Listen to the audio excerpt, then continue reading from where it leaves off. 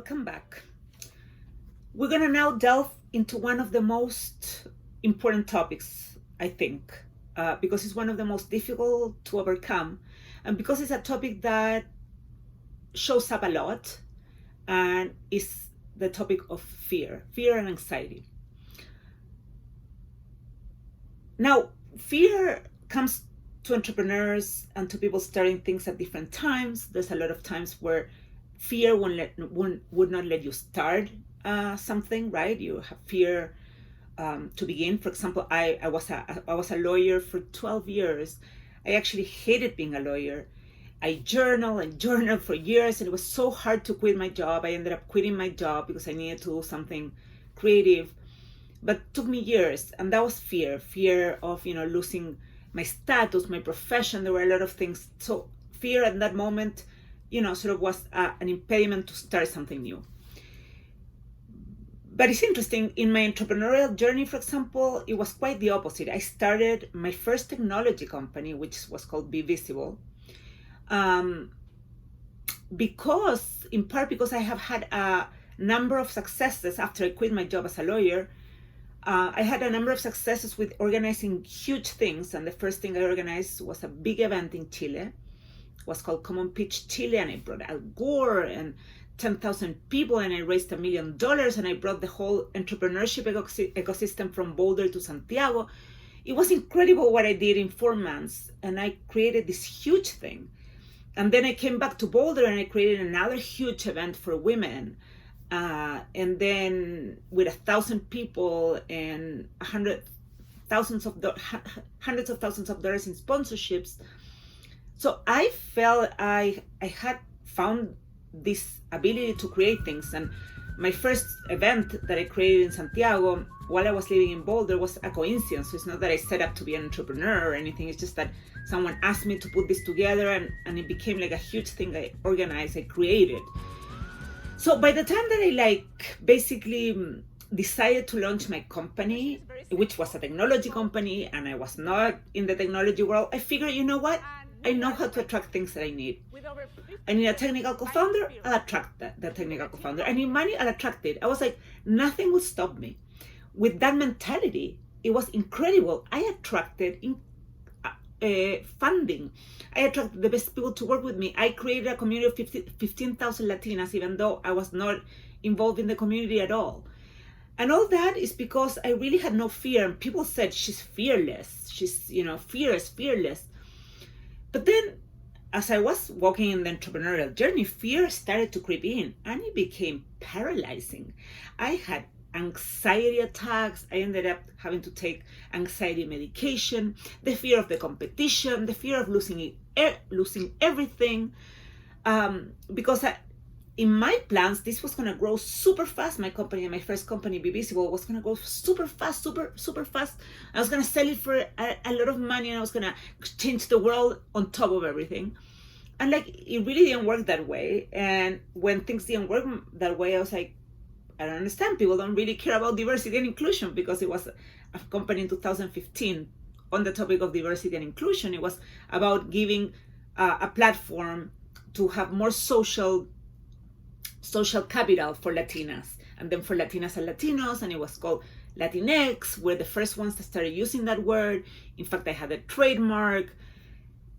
I had then a number of investors, issues with investors, the fear, and the anxiety. I knew those words very well, even though I had started in a fearless way. I never had stopped to think that there was an obstacle or an impediment to achieve my goals. Okay, so I was in a state of fear. And what did I do when I was like that?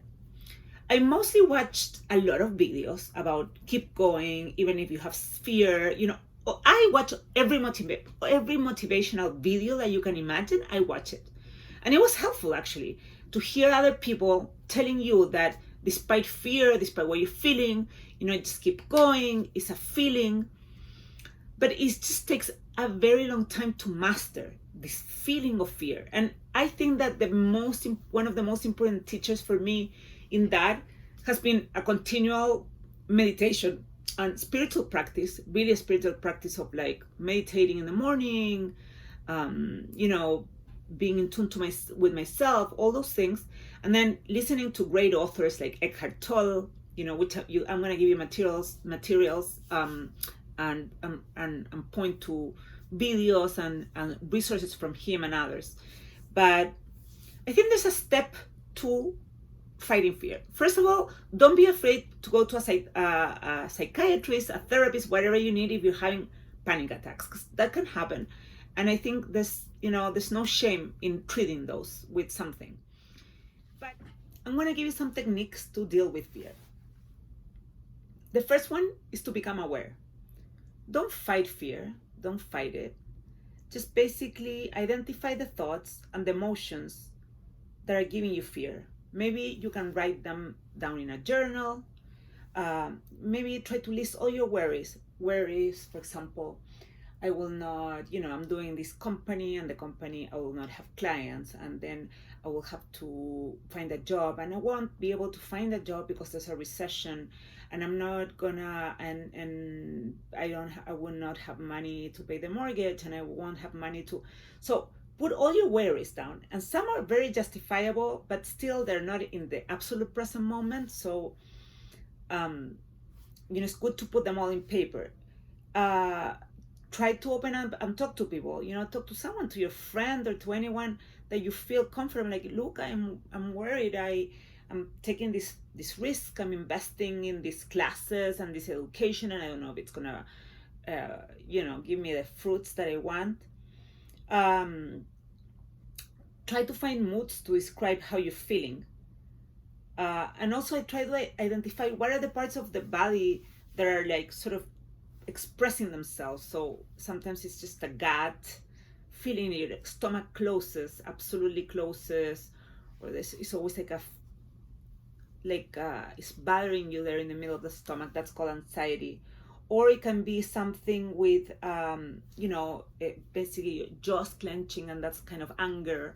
But there's different parts of your body that show you what are the emotions. So number one, become aware and don't fight them. Become aware of the emotions and don't fight them. Awareness is the game. We only ask you to become aware. What are the emotions that are giving you the fear? What are they? Without judging them, without trying to say they're stupid, without trying to solve them, without giving explanations to how you're feeling. Just be aware of them and give them space. They need space. Absolutely need space. It's like a baby that is crying. If a baby's crying and they want something and you don't give it to them, or you don't acknowledge that they're crying, they're gonna keep crying and crying. As soon as you acknowledge that they're there, it's just immediately soothing for them, right? It's the same thing with the emotions. We need to acknowledge that they're there so that we can move on to a next level, to a next step. The next step is to accept that you have fear and anxiety. I have fear. I'm in this moment of fear. I'm in a moment right now in which I have fear. Okay, this is great, because this might be an opportunity for me to grow. Because as soon as I'm able to pass through that fear, not avoid it, not go around it, not try to pretend it doesn't exist, but as soon as when I overcome that fear, I will feel so much lighter. But I have to be in the fear. So accept that fear is there. That fear is part of the process. It's part of what you need to be learning here. Something that has to be relieved from this fear, from this insecurity, that will either refocus, or it is, for example, if you have fear of not able to pay the rent, and because you're starting this business, and that might be a valid fear to say, I have fear of not being able to pay the rent. I acknowledge I have fear. I fear I won't have the money. So what do? Then you can take action. You maybe, you get a consulting gig or something that you take the steps to acknowledge that and to find a solution, basically. And that's why you accept the fear. They're part of the process. They're important. They're telling you something, and you replace them with nothing else than awareness of the present moment. Okay, this is the fear. I have fear that I won't be able to pay the rent in 15 days. Right now, we're in the present moment. So I still have 15 days. Okay, so that's a valid fear. Okay, great. Okay, so I might have to look for unemployment insurance. Okay, I might have to get a job somewhere, anywhere, any type of job. Meanwhile, I launch my business. Okay, I'm gonna start calling people to offer them my consulting businesses. Okay, so this, you see how then is okay, fear, and the fear is, you acknowledge, you gave it space, and then because you gave it space, your head and your like creativity is able to find out solutions to the problem, so that we can solve this issue, and then let them go. And you let them go by taking action on them. Others just like acknowledge they're going to be there and bother you, and basically just giving them space. But what you're going to learn over and over again, and this is something I wanted to emphasize, is that fear and anxiety is also always showing what needs to be healed inside you, when they're not real, when they're not about something real, like the rent. When the fear and anxiety are about something specific, very real, it's about an action you have to take, something you have to.